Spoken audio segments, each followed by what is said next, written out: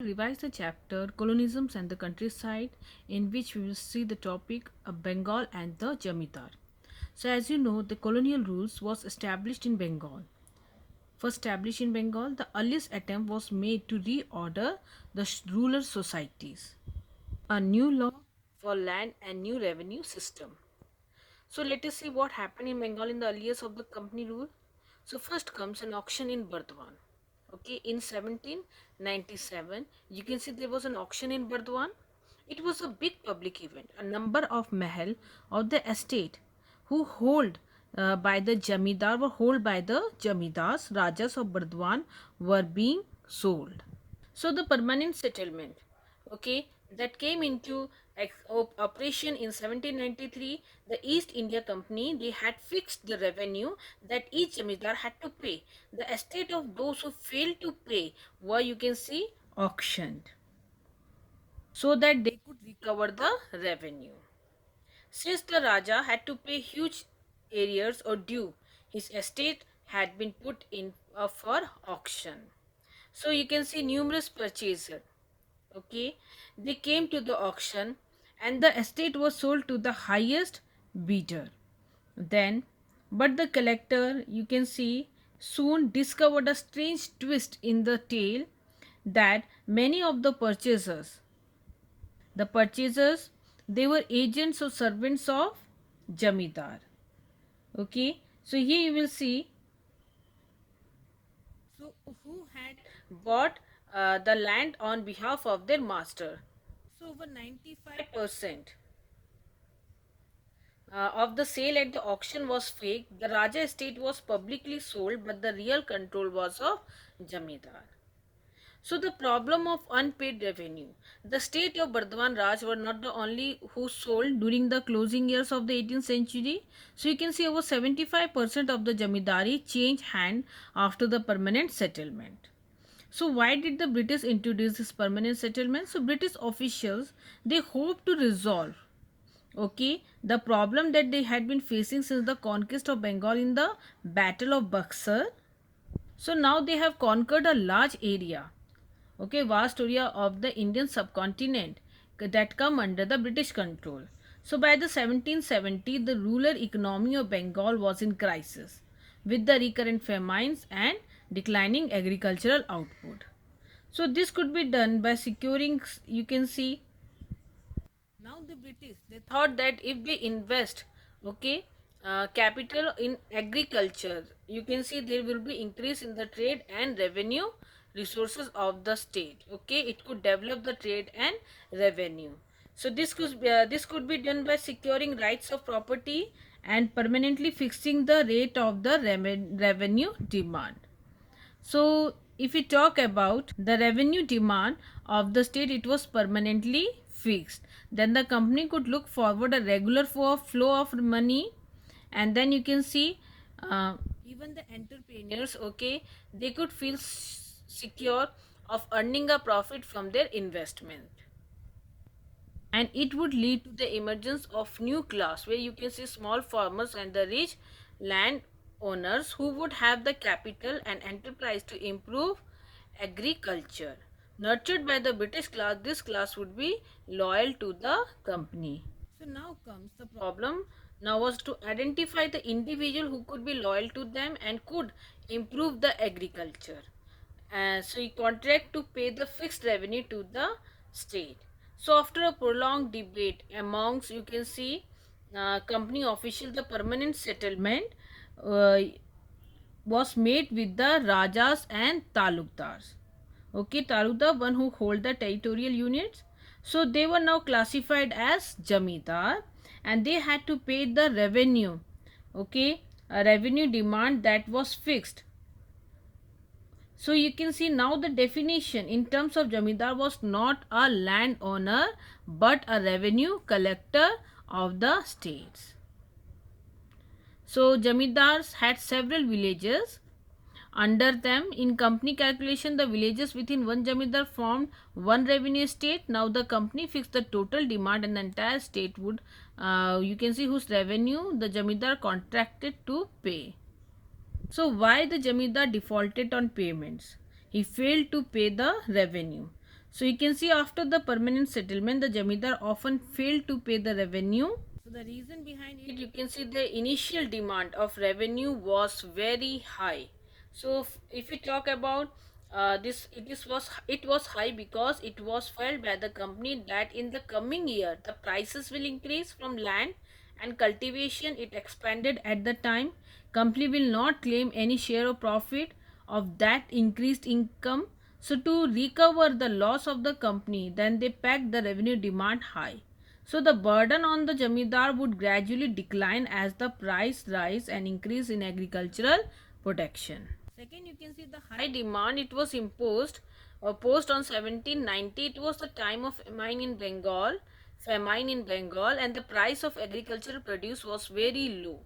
So it's difficult for the Rayat to pay their dues to the Jamidar. And if the Jamidar could not collect the rent, how could he pay the company? Okay. So third, you can see the revenue was invariable regardless by the harvest. So in case if the revenue, in the harvest, good or bad, okay. So then also they have to pay the revenue, and you saw in the sunset law that at a very specific period, okay, they have to pay their revenue before the sunset, okay, of a specific day.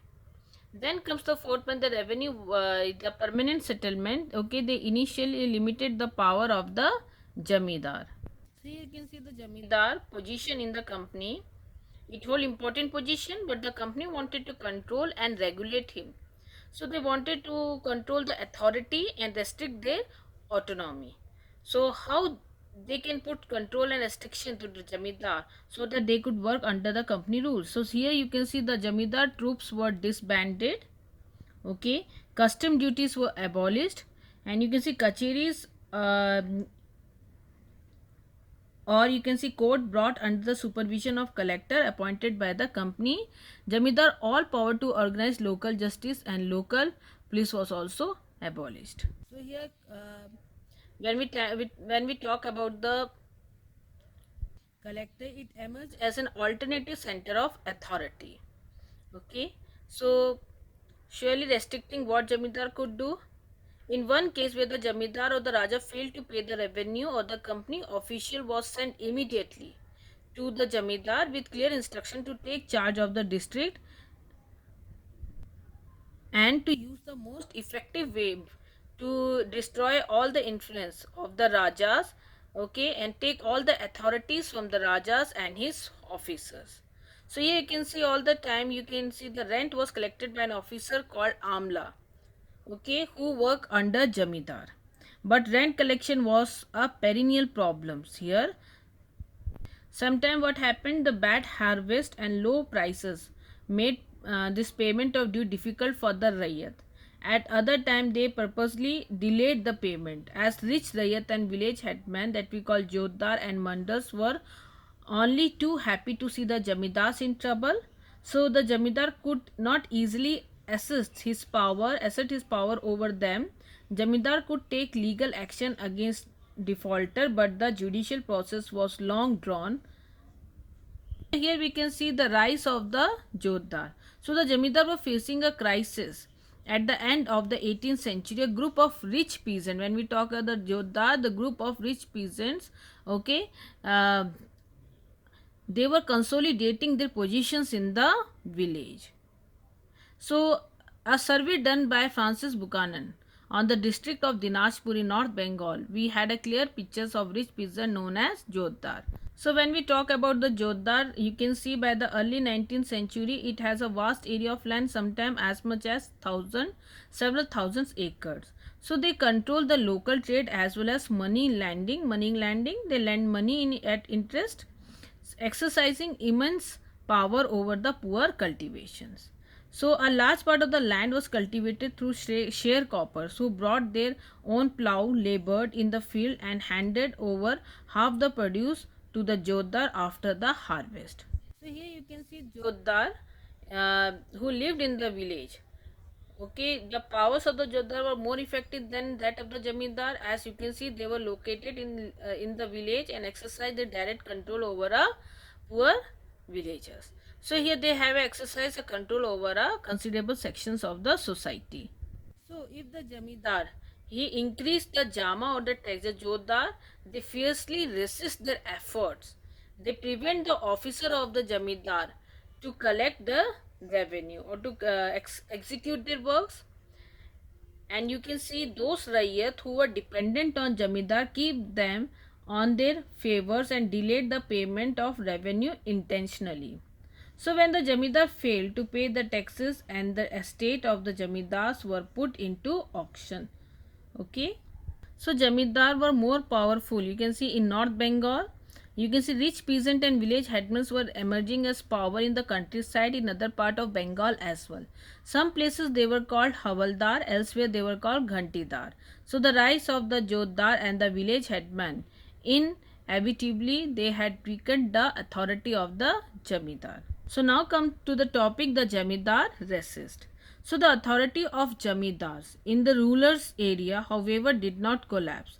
The excessive demand of high revenue and the auction of the state, the Jamidar find the way or a new strategy to come out from the situation or the pressure that put by the company. Here you can see how they resist. One was the fictitious sales. Okay, it was once a strategies. The sale was not real. So it involves a series of action or plan. So the Raja of Bardwan, okay, he transferred some of his Jamidari to his mother since the company had declared that it has a decree or the law official order that the property of women would not be taken over. Second, you can see the move his agent manipulated the auction. So here you can see that um, when a part of the estate, okay, it was in auction, Jamidar men they bought the property outbidding other purchasers. It means they offer to higher prices, okay, as compared to other. Subsequently, they refused to pay up the purchase money, so that the estate had to be resold. And once again it was bought by the Jamidar agent. Once again the purchase money was not paid, and once again there was an auction. So the process was repeated endlessly, exhausting the state and other bidders at the auction. At last the state was sold in low price back to the Jamidar. So the Jamidar never paid the full revenue demand. The company really recovered the unpaid balance that had increased at a large amount. So such transactions was you can see happened at a large scale between 1793 and 1801. Four big Jamidar of Bengal include the Bardwan made Benami purchases and the profit of 30 lakhs of the total sale at the auction. 15% were fake. Another way is the circumvent displacement. Here you can see that this is another clever way to avoid avoid of not to displace the Jamidar from their positions.